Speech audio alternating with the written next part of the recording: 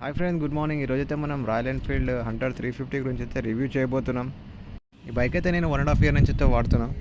నా ఎక్స్పీరియన్స్ కూడా ఇందులో మీతో షేర్ చేసుకుంటాం. ప్రజెంట్ ట్రెండింగ్లో ఉన్న బైక్ అయితే హంటర్ 350. ఈ బైక్ అయితే చిన్న పెద్ద అని తేడా లేకుండా ప్రతి ఒక్కరికి సెట్ అయిపోతుంది.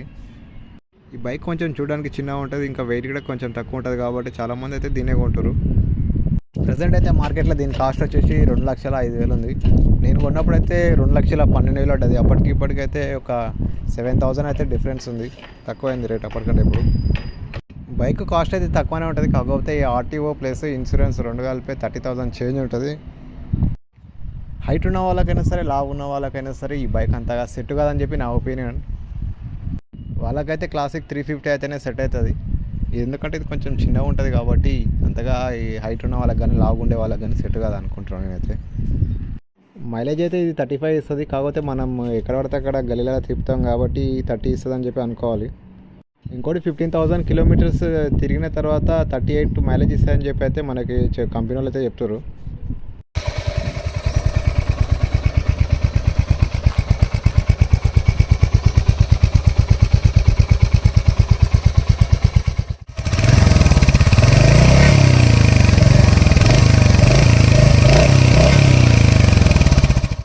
సైలెన్సర్ సౌండ్ అయితే చాలా బాగుంటుంది. మామూలుగా సౌండ్ వింటుంటేనే బండి స్పీడ్ నడపాలని చెప్పి అనిపిస్తుంది, కాకపోతే బండి ఎంత స్పీడ్ నడపాలో అంతే నడపాలి. ఎక్కువగా నడిపితే లేనిపోని ప్రమాదాలు జరిగే ఛాన్స్ ఉంది.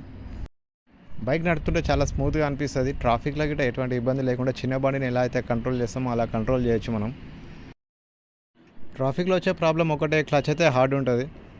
ట్రాఫిక్లో అయితే మనం నడిపితే ఏళ్ళు పోతాయి మనకి. ఒకవేళ మీరు బైక్ కొన్న తర్వాత అయితే ఇలాంటి ఎక్స్ట్రా పార్ట్స్ ఏవైనా సరే షోరూమ్లో తీసుకోకండి, బయట అయితే తీసుకోండి. అవి షోరూమ్లో అన్ని రేట్లు ఎక్కువన్నాయి. ఇది 2,000 చెప్పింది నాకు, కాకపోతే నేను బయట అయితే ఆన్లైన్లో మనం 800కే తీసుకున్నాం. ఇది మీకు ఆఫ్లైన్ కూడా దొరుకుతుంది కావాలంటే. ఇది 1,500 చెప్పిండు షోరూమ్లో, కాకపోతే మనకి ఆన్లైన్లో అయితే 750కే వచ్చేసింది. ఇది రేట్ మాత్రం చాలా తక్కువ ఉంది బయట. ఈ సైడ్లో కాలు పెట్టుకోవడానికి గిట్ట లేకుండా దీనికి, కాకపోతే లేడీస్ ఎవరైనా కూర్చుంటే ఇబ్బంది అవుతుంది అని చెప్పి మనం అయితే ఎక్స్ట్రా అయితే వేయించినాం. ఇది బయట తీసుకున్న 450 రూపీస్ పడుతుంది. ఇది కూడా ఎక్స్ట్రా పార్టే. అన్ని షోరూమ్ కంటే బయట అయితే చాలా రేట్ తక్కువ ఉంది. షోరూంలో డబల్ రేట్ ఉన్నాయి అన్నీ. అలాగే సీట్ కవర్ అయితే ఒకటి షోరూంలో వేయించిన 1000 రూపీస్ తీసుకున్న సీట్ కవర్. ఇంజన్ గార్డ్ అయితే నేను షోరూంలోనే తీసుకున్నా, ఎందుకంటే అదొకటి ఇంకా షోరూమ్లో తీసుకున్నామని అనిపించింది. అది కూడా రేట్ ఎక్కువనే, కాకపోతే తీసుకున్నా. ఇంకా ఒకవేళ మీరు బైక్ కొంటే మాత్రం ఎక్స్ట్రా పార్ట్స్ మొత్తం బయట తీసుకుంటేనే బెటర్. రేట్ అంటే చాలా తక్కువ ఉంటుంది. షోరూంలో మొత్తం డబల్ ప్రైస్ ఉంది. క్వాలిటీ వచ్చేసరికి మళ్ళీ సేమే ఉంటున్నాయి, అవి డిఫరెన్స్ అయితే ఏం లేదు పెద్దగా. బైక్ ఎవరైనా కొనాలా వద్దని డౌట్లు ఉంటే ఆరామ్సే కొనవచ్చు.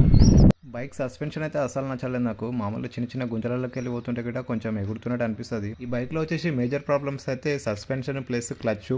ప్రజెంట్ లేటెస్ట్ మోడల్లో అయితే ఈ ప్రాబ్లమ్స్ అయితే లేవని చెప్పారు. ఒకసారి చెక్ చేయండి.